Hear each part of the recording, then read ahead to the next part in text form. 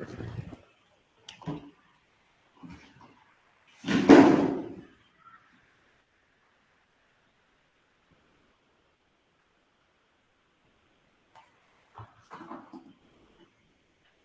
evening, class. Welcome to your daily current affairs on paper Hindu. We'll see what are the important articles for today. Right. I hope my voice is audible and the screen is visible.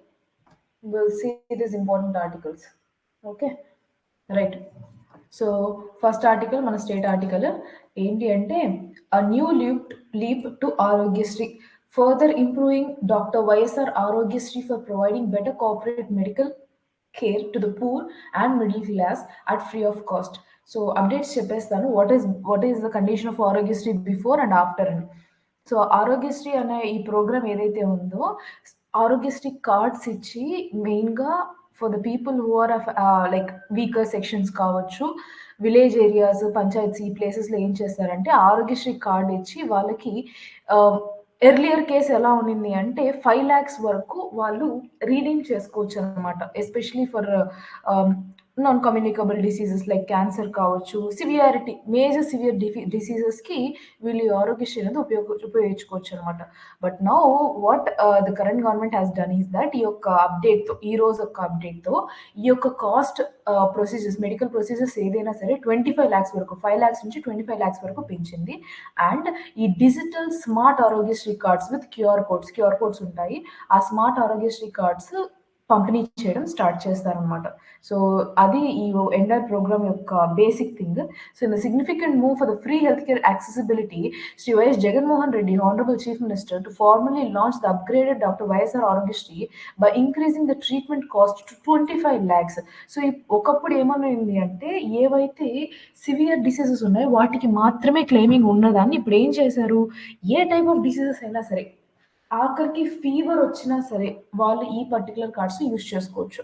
అంటే ఇంటింటికి వీళ్ళు ఈ యొక్క Aarogyasri campaign, awareness campaign చేసి వాళ్ళకి clarity ఇస్తారనమాట. Like మీకు ఏ health issues ఉన్నాయి, ఆ హెల్త్ ఇష్యూస్కి మీరు ఏ టైప్ ఆఫ్ బెనిఫిట్స్ని మీరు అవైల్ చేసుకోవచ్చు, ఏ టైప్ ఆఫ్ టెస్ట్ చేసుకోవచ్చు అని చెప్తారనమాట.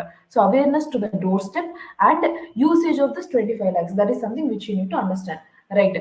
So and launching an awareness program which I told you, ఇది ఈ రోజు అయిందండి. If you want more clarity about this awareness program, ఎందుకంటే మన స్టేట్లో మేజర్గా ఫోకస్ చేసేది రెండే రెండు. Number 1 your education, number 2 health.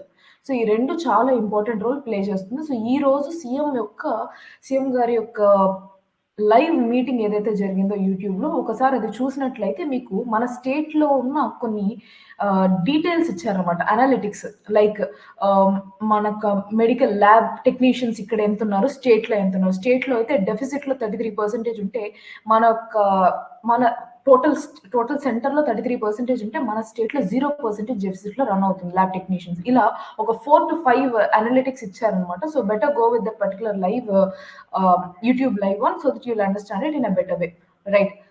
So Aarogyasri app కూడా డౌన్లోడ్ చేయాలి అని చెప్పారు. ఈ మీటింగ్ లో మాట్లాడుతూ జగన్మోహన్ రెడ్డి గారు ఇంకోటి ఏం చెప్పారు అంటే 2 యాప్స్ ఖచ్చితంగా ఉండాలి. నెంబర్ 1 ఆరోగ్యశ్రీ యాప్, ఇంకొకటి దిశ యాప్. ఈ 2 ఖచ్చితంగా ప్రతి ఒక్క ఇండివిజువల్ దగ్గర ఉండేటట్టు చూసుకోవడమే ఈ యొక్క క్యాంపెయిన్ యొక్క లక్ష్యం అని చెప్పేశారు. So today that meeting has been done, right? So will provide comprehensive and complete awareness about the Aarogyasri services to 1.48 crore families and 4.25 crore beneficiaries. And apart from this, for the first time in the country, మన కంట్రీలో ఎక్కడా లేని విధంగా మన స్టేట్లో offer చేసేది ఇది ఒక ఆరోగ్య ఆసరా.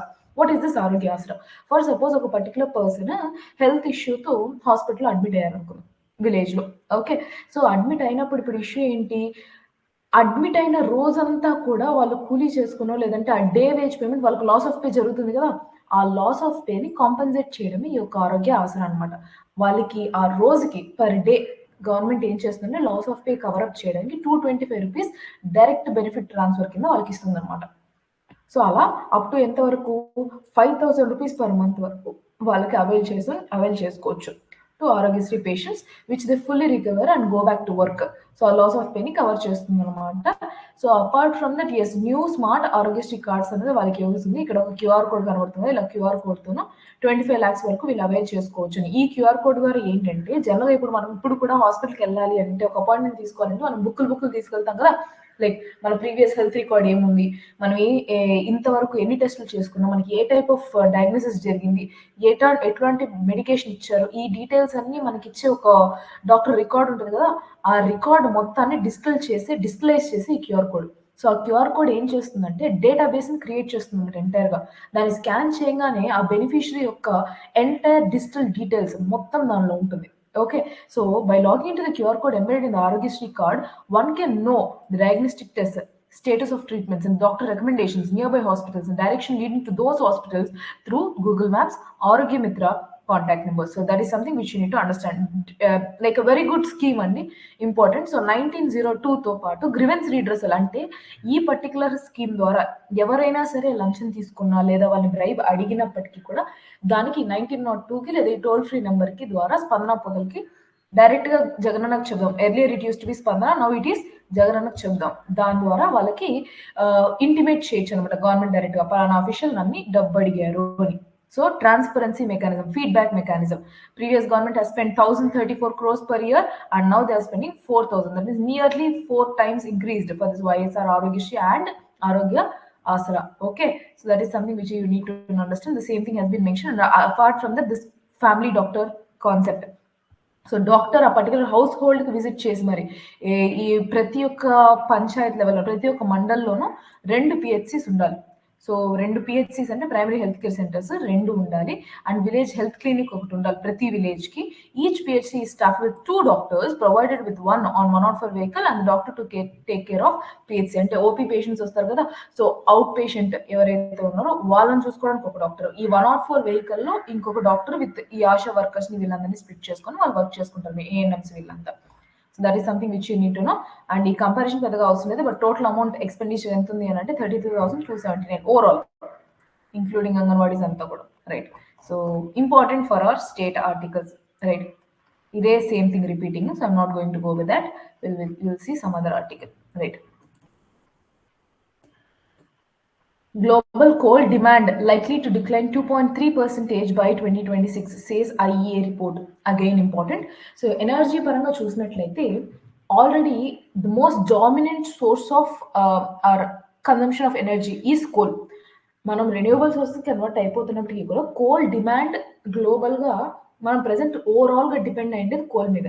బట్ ఐఈఏ రిపోర్ట్ ఏమని చెప్పిందంటే, ఇంటర్నేషనల్ ఎనర్జీ ఏజెన్సీ ఇది చెప్పింది ఏంటి అంటే 2026 నాటికి గ్లోబల్ డిమాండ్ 2.3% తగ్గుతుంది అని చెప్పారు. Which means that the awareness among countries to convert themselves into renewable source of energy is growing high అని అర్థం చేసుకోండి. So despite production of coal reaching a record high this year, but still the global demand is expected to decline by 2026.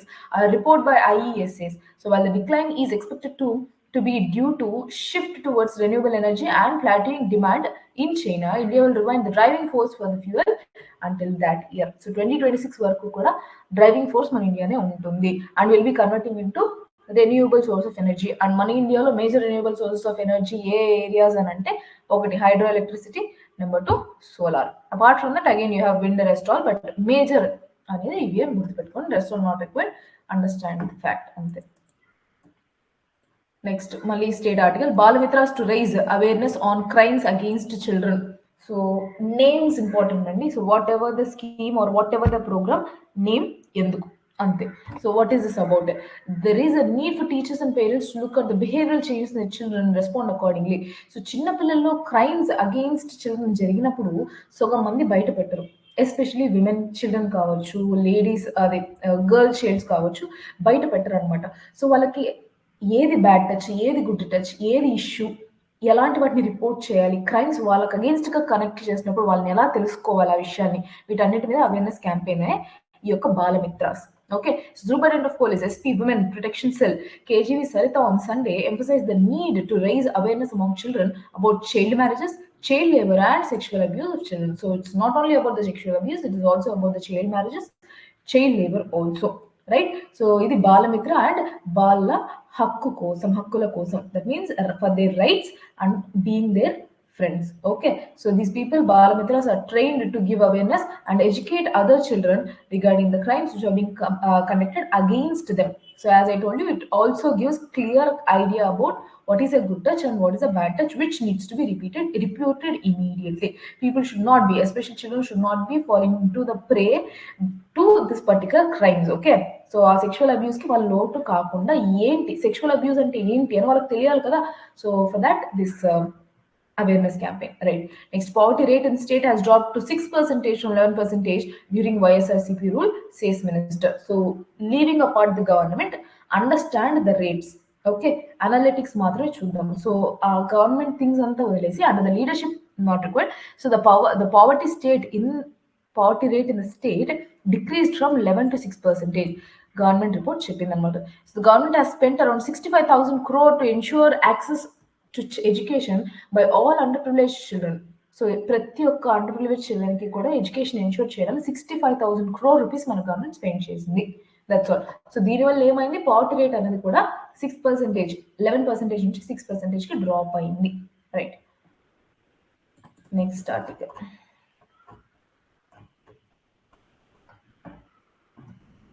So this I have already explained. Again, article పెద్ద చేసి mention చేశారు, but I've given you entire gist, so no need to worry. Continuation article, right? Cyber threats. Center sets up secure email network for staff of critical departments. So ఈ cyber threats అనేది పెరిగింది. Especially major threats ఎక్కడ చూడబడ్డాము అంటే, ఎక్కడ చూసాము అని అంటే medical sector అనమాట. ఈ మెడికల్ సైన్సెస్ లేదా వెబ్సైట్స్ వీటిని హ్యాక్ చేయడం ఎక్కువ నేర్చుకున్నారు. వాళ్ళని అటాక్ చేయడం, వాళ్ళ సర్వర్స్ ని వీళ్ళన్నింటినీ ట్యాప్ చేయడం, ఇలాంటివన్నీ జరుగుతుంది. సో దీని మీద సెంటర్ ఏం తీసుకుంది అంటే, ఈ email network, secure email network with authentication, ఇప్పుడు డ్యూయల్ ఆథెంటికేషన్, డబుల్ ఆథెంటికేషన్ ఉంటుంది కదా, ఇలా ఒక ఆథెంటికేషన్ సర్వీసెస్ బేస్ చేసుకొని సైబర్ థ్రెట్స్ ని అగేన్స్ట్ గా సెక్యూర్డ్ గా ఉన్న వెబ్సైట్స్ ని డెవలప్ చేస్తుంది అనమాట. What is this about? In the Wake of cyber attacks, the center has set up a secure email network for 10,000 users in critical ministries and departments, a senior government official has said. So the email system that works on zero trust authentication has been designed by this NIC, which is National Informatics Center. So ఈ యొక్క ఎన్ఐసిని design చేయించింది అనమాట. ఇది ఒక 10,000 users కి present అయితే create చేస్తారు. But understand that this will not stop at 10,000 people, but it will be extended to all the government services very soon. Right. The username passwords are not enough. A two-factor authentication has been activated. Other than passwords, the facial recognition and biometric is required. So login and logout times are recorded and monitored. So ఈ యొక్క portal వీటిలో నుంచి వాళ్ళు access చేయగలిగిన details ఎంత secured enough అంటే, వాళ్ళ యొక్క బయోమెట్రిక్స్, వాళ్ళ యొక్క ఐరి స్కాన్ కావచ్చు, dual authentication, two factor authentication కావచ్చు, బయోమెట్రిక్స్ కావచ్చు, వీటన్నిటిని పెట్టి వాళ్ళు డిజైన్ చేశారు అనమాట. So measures to strengthen the cyber security came in the Wake of cyber attacks attempts to target critical installations and government websites such as November 23rd, 2022. So last year ఏం జరిగింది అని అంటే, ఈ యొక్క all India medical services national capital లో ఉన్న ఈ యొక్క ఎయిమ్స్ ఢిల్లీని అటాక్ చేయించారనమాట. సో దాని ద్వారా మన యొక్క సైబర్ ప్రొటెక్షన్ వల్ల మనకి ఇంపార్టెంట్ అని రియలైజ్ అయ్యి ఈ యొక్క టూ ఫ్యాక్టర్ ఆథెంటికేషన్స్, బయోమెట్రిక్స్ ఇవన్నీ తీసుకొచ్చారు. అండ్ సో ఫార్ ఎంతవరకు జరిగింది అని కూడా చూద్దాము. Yes. So the NIC has implemented an e-office with the government offices being encouraged to go fully digital, and the e-office has been fully adopted in 75 ministries. 75 ministries మొత్తానికి కూడా ఈ యొక్క e-office network అనేది యాక్సెప్ట్ చేశారు, and they're already using it. So you can think what are those e-services, and it may be digital locker, Digi locker or Portion tracker or any other scheme, Umang కావచ్చు, API Setu కావచ్చు, కిసాన్ సారథి, all these will also come under e-services. అన్ని services ని కూడా digitalise చేస్తున్నారు కదా. So that is something you need to understand. We'll go to the next article.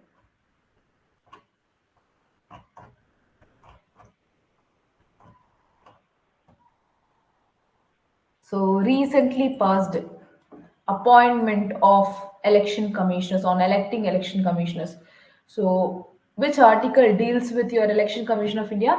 Article 324 of Indian Constitution. So what is this about? What does the Chief Election Commissioner and other election commissioners appointment, conditions of office, terms of office, Bill 2023 passed by the Rajya Sabha say? So how is this new mechanism different from the one spelled out by Supreme Court? So ఏం జరిగింది, ఎంత difference ఉంది ఒకసారి చూసేస్తే తెలిసిపోతుంది. Basically understand what is this particular bill being passed, దీని యొక్క outcomes ఏంటి అన్నది తెలుసుకుంటే సరిపోతుంది. Right. Just let's go with this gist.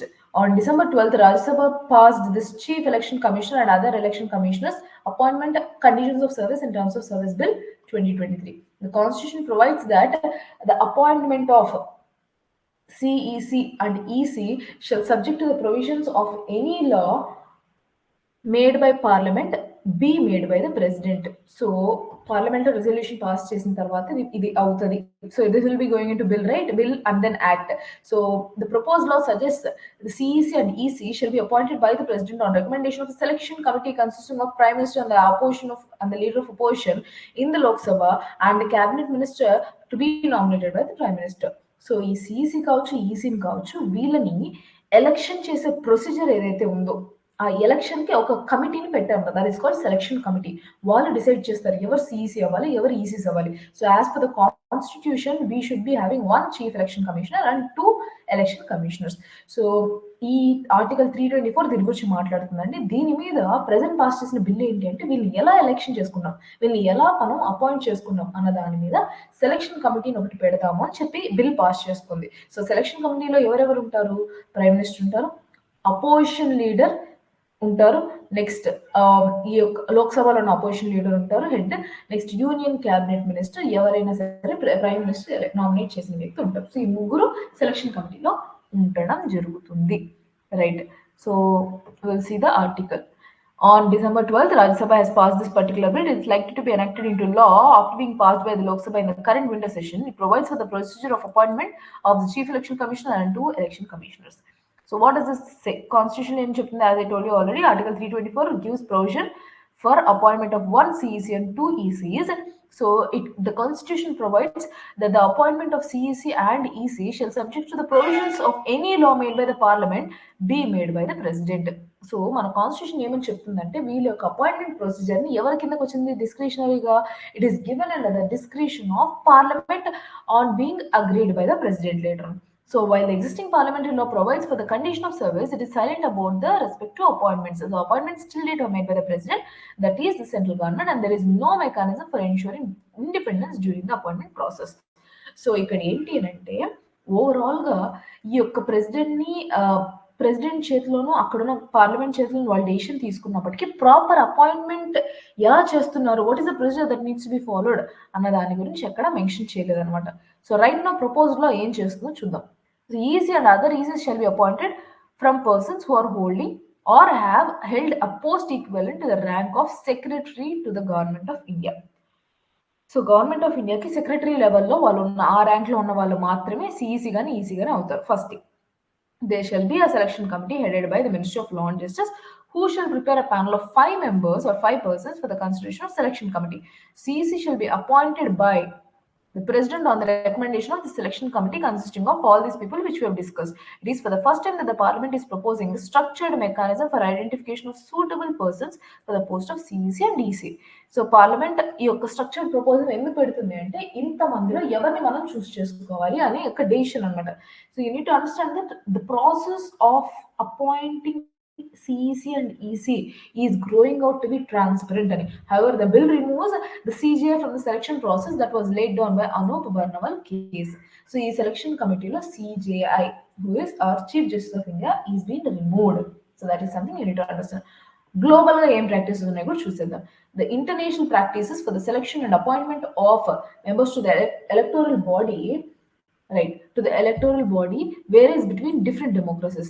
In South Africa, the president of the Constitutional Court, representatives of the Human Rights Court and General Equality are involved. So clearly చూడండి ఏమేమి జరుగుతుందో international practices లో ఏం జరుగుతుంది. South ఆఫ్రికాలో అయితే president of the constitutional court, representatives of human rights court and general equality, ఈ యొక్క కోర్ట్స్ లో వీళ్ళు ఎవరైతే హెడ్స్ ఉంటారో వాళ్ళు ఇన్వాల్వ్ అవుతారు. అదే యూకేలో తీసుకున్నట్టయితే house of Commons approves the candidates, whereas in US the appointment is by the president and confirmed by his senate. So senate no president confirm చేసుకుంటారు. ఇలా different places లో. But you need to understand commonly that there is a selection committee in every other country which we have spoke so far. That might be the case of South Africa or UK or USA. While the proposed bill moves the appointment process from just an executive decision to the committee-based selection, it is still titled in favor of an incumbent government. So Supreme Court has considered the recommendations of various committees, also the mechanism for the appointment to certain independent bodies like CBI, where the CJI is also involved, but actually in this particular selection process, CJI is being removed. So that is something you need to understand. But whatever it is, the initial step has been taken place, which can be considered as a positive step towards ensuring transparency in appointments of CEC and ECs. Right. However, the bill is likely to be enacted into a law in its present form. It would be laudable and instill a great deal of confidence in the public about the functioning of the ECI if at least the selections are under the new law made by unanimous decisions by proposed by selection committee. So సింపుల్గా ఏంటి అని అంటే యునానిమస్గా వీళ్ళందరూ ఒక డెసిషన్కి వచ్చి దాన్ని తీసుకుంటేనే మేలు అని చెప్తున్నారు. So that will ensure that the fittest person or the efficient person will be in to that particular service delivery of chief election commission and election commission. But ఇది ఎలక్షన్స్ కి ముందు రావడం అనేది కొంచెం ఆలోచించదగిన విషయం. అండ్ దట్ ఈ process ఇప్పుడు ఫాలో అవుతారా, నెక్స్ట్ ఎలక్షన్స్ ఫాలో అవుతారా అని దాని గురించి కూడా ఇంకా డెసిషన్ రాలేదు. Because this bill has been only passed in Rajya Sabha, not in Lok Sabha and president. Still it is being pending. So winter session lo jarugutayi. Done. Next and last article for today, an overview of the European Union's Artificial Intelligence Act. For the first time in the world, this is the first legislation given by European Union on artificial intelligence. So how far the AI is good, how far an AI is ethical, and ఎంతవరకు unethical, ఎంతవరకు criminalise చేయొచ్చు, ఎంతవరకు penalise చేయొచ్చు, వీటన్నిటి మీద world లో ఎక్కడా ఒక లెజిస్లేషన్ లేదు. ఎందుకు లేదు? ఎందుకు అంటే this is the latest development in technologies. So far artificial intelligence if you take for the past 5 years to 5 years ముందు కూడా ఆర్టిఫిషియల్ ఇంటెలిజెన్స్ కూడా అంత అంత అంత ఇన్వాల్వ్మెంట్ అనేది లేదు.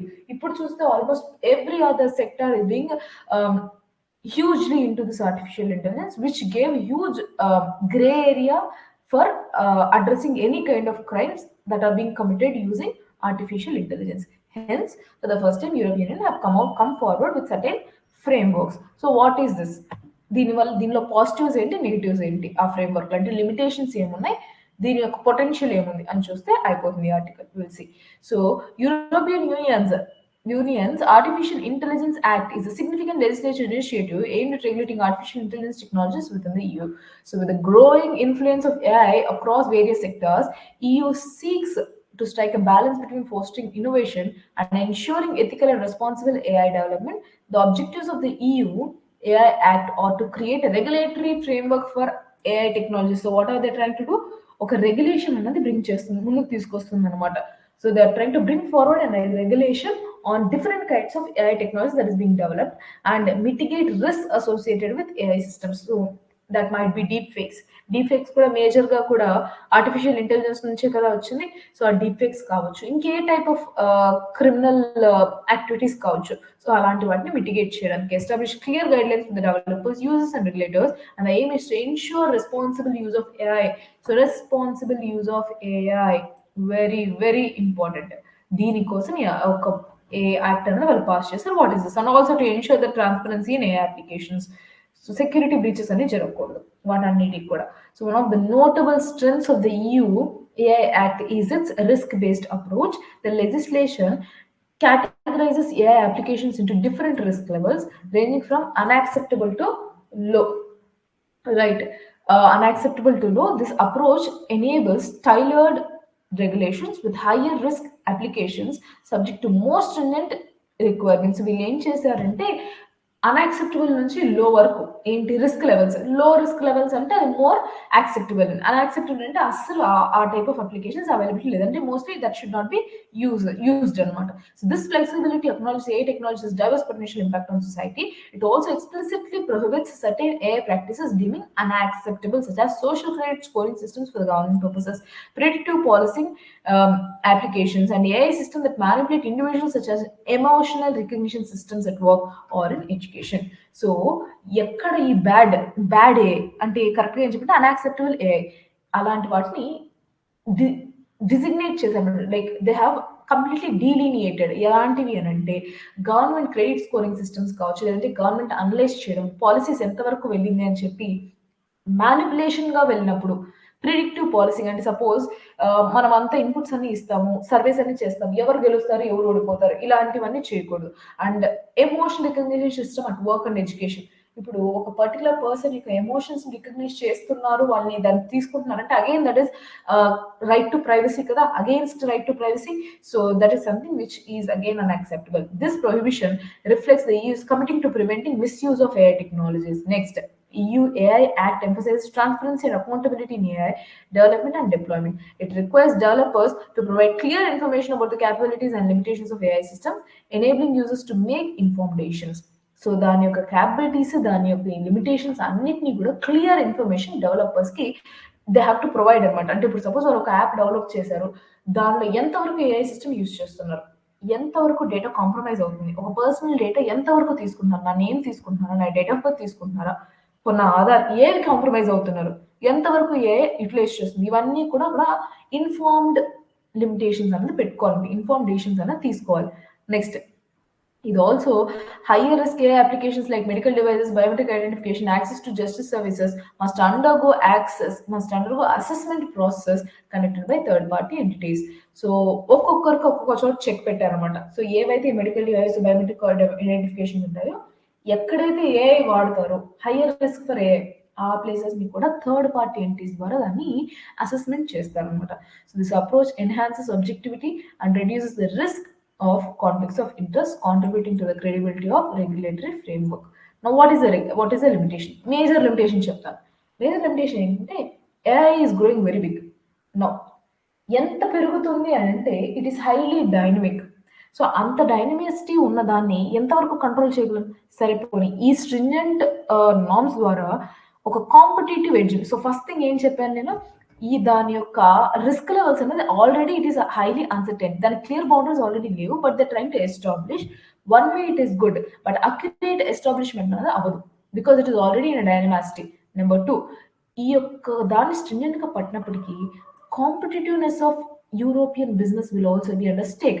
సో ఎప్పుడైతే వేరే పక్క దేశాలు ఏఐని ఫుల్ గా యూజ్ చేసుకుని వాళ్ళు డెవలప్ అవుతుంటే, వీళ్ళు స్ట్రింజెంట్ రెగ్యులేషన్స్ పెట్టినప్పుడు ట్రేడ్ అండ్ కామర్స్ లో కానీ, వాళ్ళ మార్కెటింగ్ కానీ, వాళ్ళ యొక్క ఎకనామికల్ గా కూడా దెబ్బతినే అవకాశం ఎక్కువ ఉంది. సో గ్లోబల్ ఏఐ మార్కెట్ లో వీళ్ళు వెనకబడే సిచ్యువేషన్స్ ఉన్నాయనేది అనదర్ ప్రాబ్లమ్ అనమాట. So that is something which you need to understand. And also this a greater threat for smaller business and startups. Significant burden because they have to prove that they are efficient, they are not in an unacceptable stage but in a low risk stage. So all these things you need to understand. So yes, that's it for today. That's the last article for today. We'll meet again in tomorrow's session. Thank you.